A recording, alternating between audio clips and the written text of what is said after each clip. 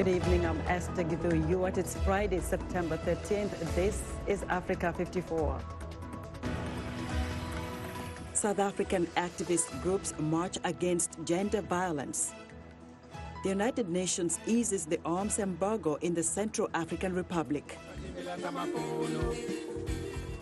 And in our entertainment segment, Mozambican performer Machume Zango.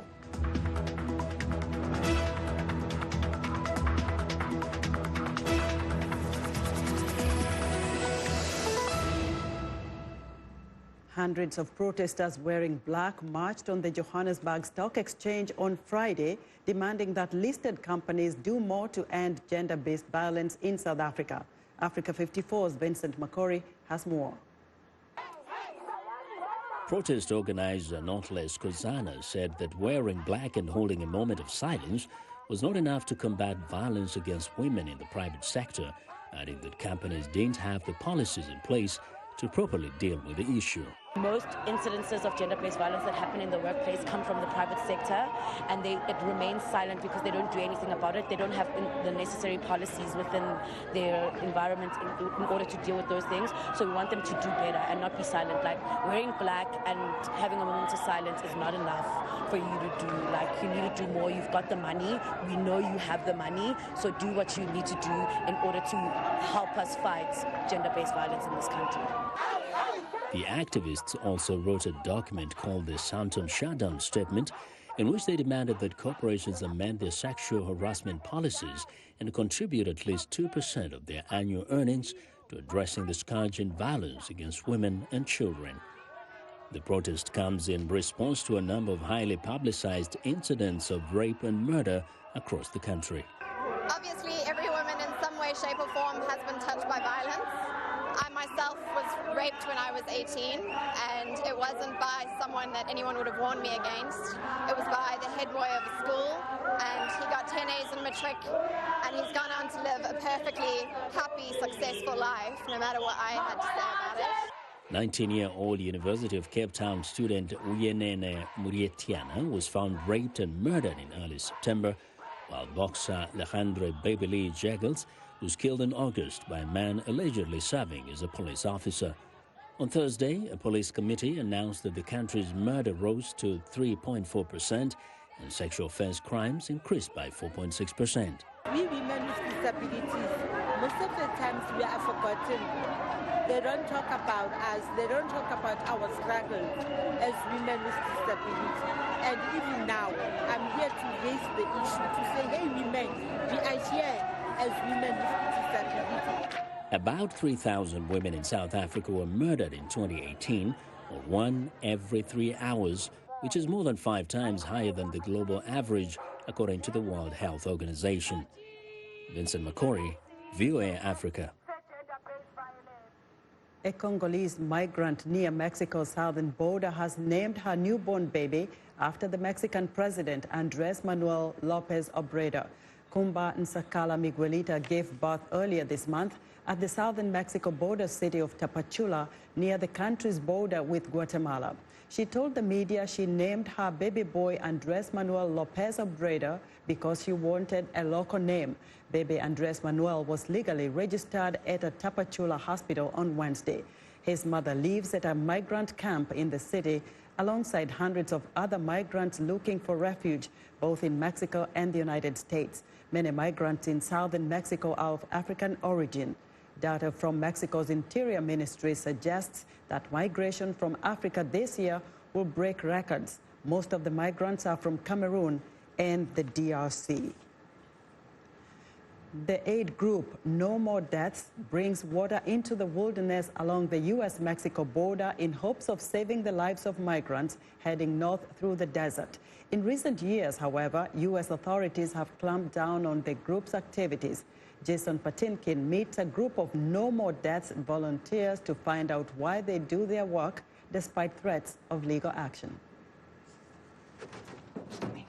It's a day off for medical doctor Sarah Vasquez, but she's still working to save lives, one water jug at a time. Dr. Vasquez is a volunteer with No More Deaths, an aid group that brings water, food, and other goods into the sun-baked Arizona desert. The group leaves the life-saving supplies along desert trails for migrants hiking north into the United States from Mexico. In this part of the world, because it is so harsh and so dry, it's always been in this region that when people ask for water, you give them water. When people need a place to rest, you give them a place to rest. In the last 18 years, more than 3,000 bodies have been found in Arizona's Pima County alone, remains of migrants heading north. Many of the dead are innocent civilians seeking safety in the U.S. after fleeing violence in Mexico and Central America. Even so, the United States Border Patrol has targeted groups like No More Deaths with arrests and fines for providing water and shelter for migrants in the desert. Everybody on board United States citizens? Yes. Sir, are you a United States citizen? Videos have emerged of agents destroying water jugs left in the desert by aid groups. Dr. Vasquez says that Border Patrol checkpoints and a wall built across some sections of the border force people into the inhospitable desert. People are impeded in their journey heading north by the checkpoints and driven back out into the desert, and they perish there because of no resources. So now the wall extends all the way across the valley at the border, and people are forced to go around the wall into the mountains that we're going to be climbing today. So people, instead of being able to walk on a relatively flat area or catch a ride, people have to go into the most dangerous parts of the desert. Border Patrol did not respond to VOA's request for comment on the allegation. Near the end of the road, Dr. Vasquez checks the maps. This is the Baboquivari Ridge right here. And the team loads up for their hike into the wilderness. Temperatures reach around 38 degrees Celsius. Despite their gear and experience, the group moves slowly in the heat. After hours of walking, fatigue sets in. So physically, I'm feeling pretty overheated and pretty sweaty and a little bit weak, but luckily we have plenty of water and adequate gear. And we're walking pretty slow and we're taking a lot of breaks, but people who are being persecuted, they have to walk fast and they're not able to take adequate rest. It's very dangerous. People can get dehydrated, people can get disoriented, dizzy, they can fall, stumble, twist their ankle. So yeah, it's a very, very dangerous place for somebody who doesn't have the resources, especially when they're being persecuted and chased. The team presses on into the early afternoon, the hottest part of the day.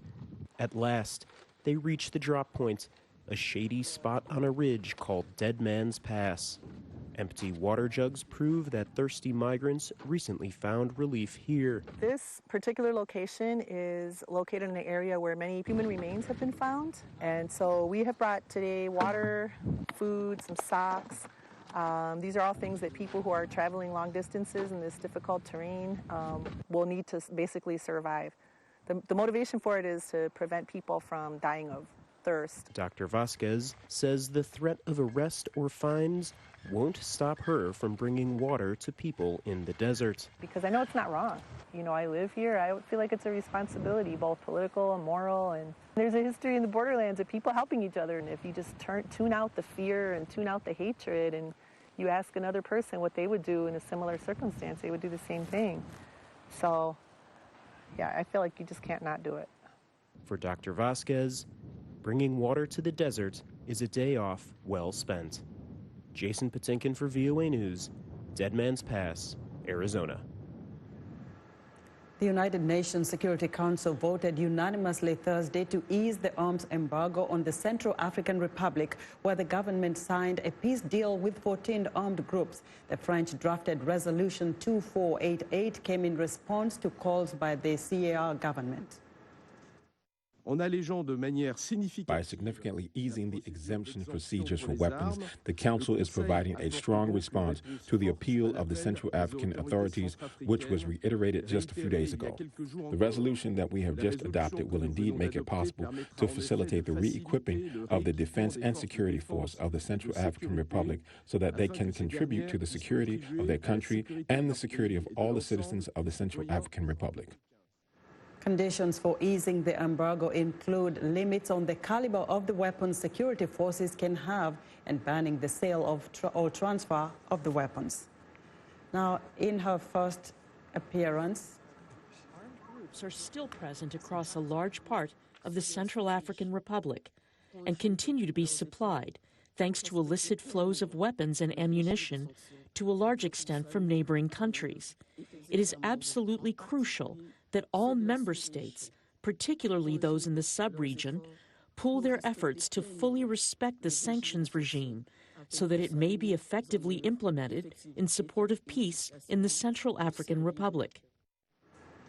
Now, in her first appearance before the Security Council, new U.S. Ambassador Kelly Craft spoke out against arms trafficking in the region. The UN imposed an arms embargo on the CAR in 2013 after the Seleka rebels toppled President Francois Bozize. The new U.S. ambassador to the United Nations took up her post on Thursday. Kelly Knight Craft will not have much time to settle in as she arrives a little more than a week before the annual gathering of world leaders at the General Assembly. VOA UN correspondent Margaret Bashir has more. Craft presented her credentials to UN Secretary General Antonio Guterres and then went to the Security Council. She was warmly welcomed by her new colleagues and then cast votes supporting 3 resolutions.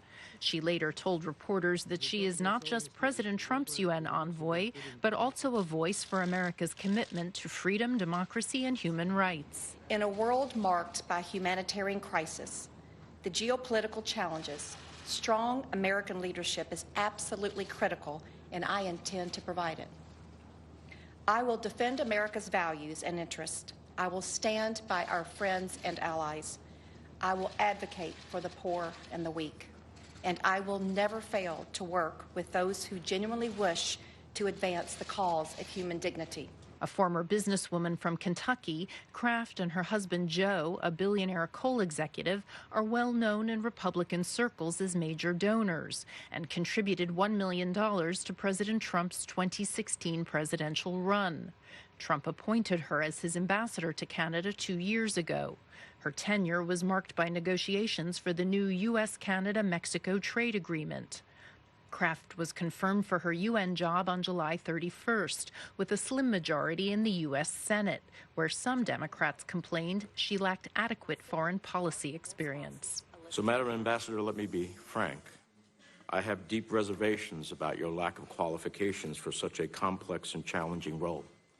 Historically, U.S. ambassadors to the UN have brought significant executive experience or experience working directly in foreign policy. Her extensive absences from the embassy in Canada, more than half of the 608 days on the job, also came in for scrutiny.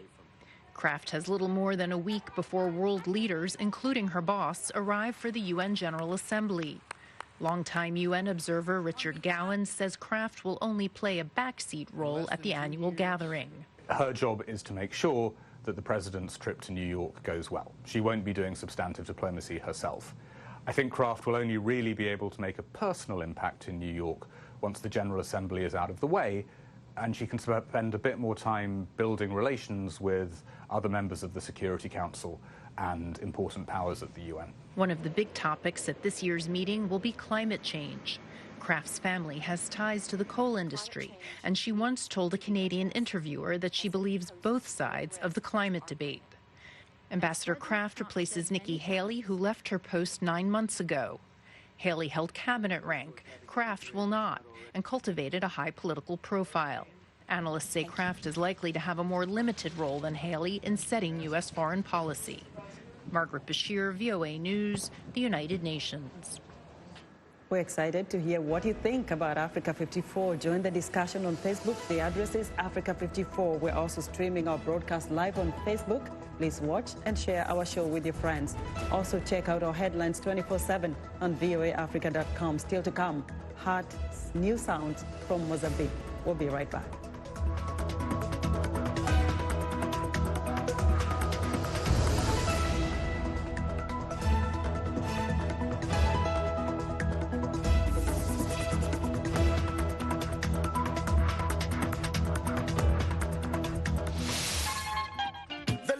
Could be French, English, Portuguese, Bantu, Arabic. It is the beat. The African beat that counts. The beat does all the translations. It cuts across all languages and gives us the understanding that this is the African beat. It is so distinct and adhesive. It binds us together. African beat on the Voice of America. For more information, visit our website at www.voanews.com/AfricanBeat. I am Sheikh Sali, host and senior editor of VOA's international call-in talk show, Straight Talk Africa. Today we'll examine the tobacco industry. We pretty much touch on anything that you can think of. Politics, health issues, human rights issues, you name it, we talk about it. The issues that we discuss are pertinent to most people on the African continent. A very, very rare and unique opportunity to interact with their leaders.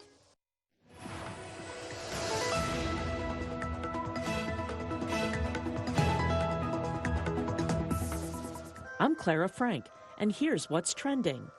Social media has completely disrupted the traditional model at New York Fashion Week, where designers would showcase their looks to buyers and fashion editors and then deliver the clothes to stores 6 months later. Now bloggers are influential players. Collections are now instantly viewable to fans worldwide. To avoid the risk that fast fashion labels will copy the looks before the original designs hit the stores, experts say brands will likely have to offer a combination of instantly available collections and host more intimate events that can't be viewed on Instagram. Next up, an Egyptian masseur plays with fire to relieve his client's muscle pain at his spa in the Nile Delta governorate of Garbeya. Abdel Rahim Said applies the ancient pharaonic technique known as the fiery towel by starting with a standard massage, using oil and chamomile to stimulate blood circulation and alleviate some of the pain in affected areas. Then a towel soaked in alcohol is placed on top and set on fire. It burns for roughly a minute before the flames are put out with a wet towel. And finally, this little scanner might know more about wine than you do. The Connected Sommelier by France-based Maiono can define the style of wine before your tasting, memorize it, and make informed suggestions. It does an analysis of the interactions between light and matter, which lasts about 3 seconds. It's able to determine strength, tannin, vivacity, and evolution. The device connects to your smartphone via Bluetooth and starts from $65. And that's what's trending today. Thousands of mourners filed solemnly into Harare Stadium on Friday to pay their respects to former Zimbabwean President Robert Mugabe. He died last week at the age of 95, 2 years after his iron-fisted rule came to an end. Mugabe's family says his funeral will be held in accordance with the government's wishes in Harare's Heroes Acre Cemetery, to be followed by a private burial. VOA's Anita Powell reports from Harare. Lining up to pay respects to the man who cast a long shadow over Zimbabwe. Robert Mugabe's body is laid in state at this Harare Stadium ahead of his Saturday memorial service and Sunday burial. The first leader of an independent Zimbabwe served as both prime minister and president during a 37-year rule. Mugabe's family said Friday they had, after negotiations with the government, agreed to have him buried in Harare's Heroes Acre Cemetery, instead of in his rural village as they had wanted. But his nephew says the actual interment will be private. I'm happy personally because he's being given what belongs to him, a befitting send-off. His legacy is being recognized, and they are doing things that they've never done in the National Heroes Acre. Mugabe's legacy is likely to be a mixed one. He's hailed by some as a liberation hero, but reviled by others as a dictator and a man who steered Zimbabwe's economy into ruin. Some who mourn his passing say they came to show gratitude. I benefited a house in Nyanga and also a land. When I was working before, I once worked as a policewoman. So I managed to benefit. Since I was in the housing committee and land, I worked very hard with him, so I benefited. I was the one who also benefited through his program. Others came to seek closure. We are bereaved, we are mourning, we are crying, and we don't know where we are going. You left us without telling us what we should do, where we should go. And still others said they were deep in grief for the man they refer to by his clan name, Gushungu. It has greatly pained me. For me to be who I am today, it's all thanks to Gushungu. As the sun rose higher, more mourners filed in to pay homage to the man who, for decades, instilled fear in many Zimbabweans, but who remains revered by many others. Anita Powell, VOA News, Harare. U.S. Democrats held their third presidential primary debate Thursday night in Houston, Texas. The debate was a spirited encounter that included clashes over health care, immigration, and foreign policy involving the top 10 Democratic contenders vying for the right to take on President Donald Trump next year. Here's VOA national correspondent Jim Malone. For the first time, all the top Democratic contenders were on stage at the same time in the debate broadcast by ABC News, and they wasted little time in challenging each other. The current frontrunner, former Vice President Joe Biden, defended his plan to expand health care coverage and challenged some of his liberal rivals to defend theirs. How are we going to pay for it? I want to hear tonight how that's happened. Biden's critique was directed at Massachusetts Senator Elizabeth Warren and Vermont Senator Bernie Sanders, both of whom support a more expansive government-run approach. How do we pay for it? We pay for it. Those at the very top, the richest individuals and the biggest corporations, are going to pay more. Every study done shows that Medicare for all is the most cost-effective approach to providing health care to every man, woman, and child in this country. Others on stage expressed concern that Democrats were too busy fighting each other and not directing their fire at President Donald Trump. California Senator Kamala Harris. But let's focus on the end goal. If we don't get Donald Trump out of office, he's going to get rid of all of it. On foreign policy, several contenders pledged to pull U.S. troops out of Afghanistan if elected, including Elizabeth Warren. We cannot ask our military to keep solving problems that cannot be solved militarily.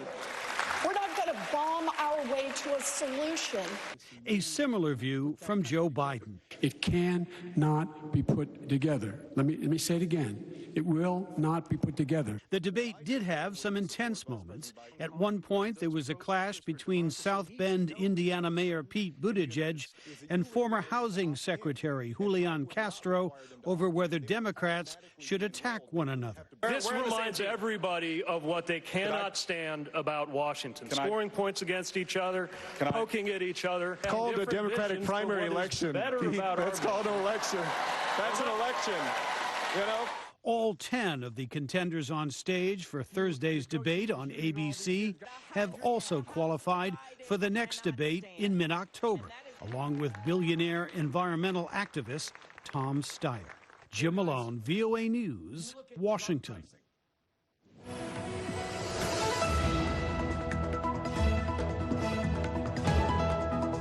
It's time now for our entertainment segment, and joining us is Africa 54 Music Time in Africa host Heather Maxwell. It's Friday, Heather. How are you?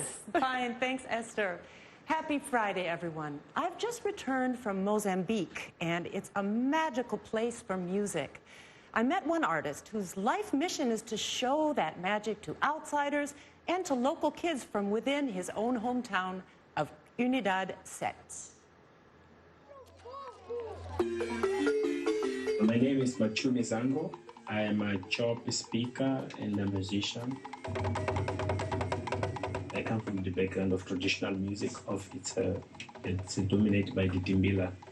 It's a kind of marimba, or we'll call xylophones or marimba, but as we call timbila because we have so many different types of timbila. So I play chop music. That's traditional music.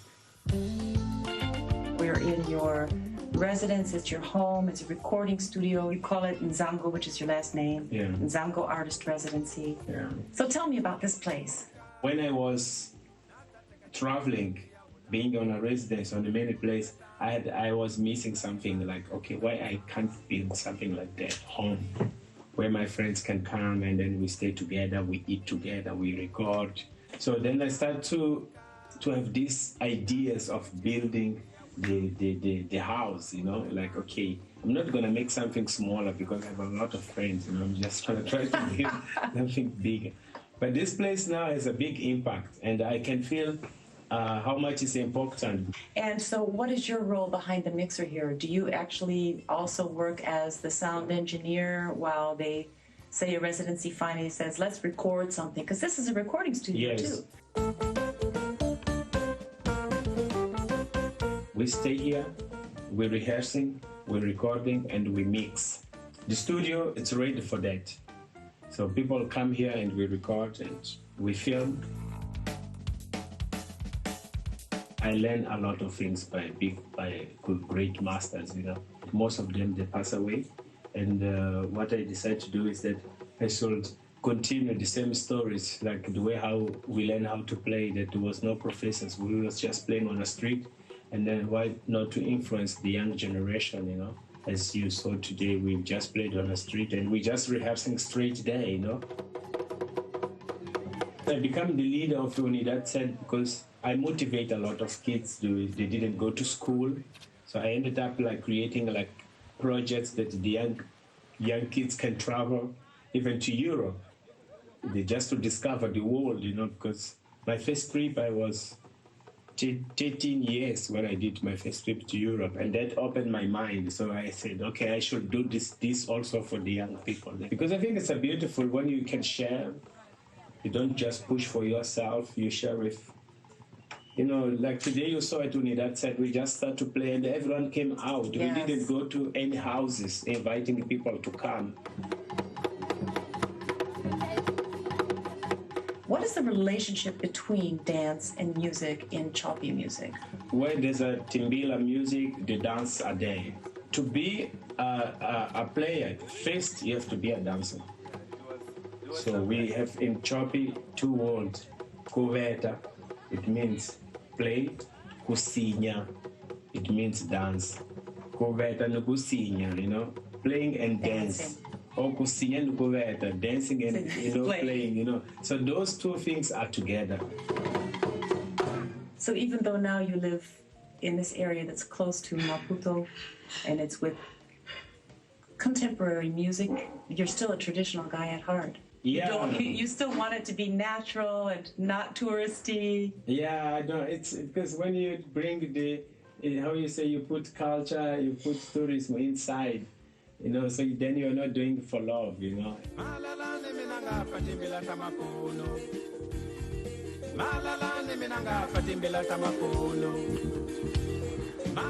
Yeah, back to you, Esther.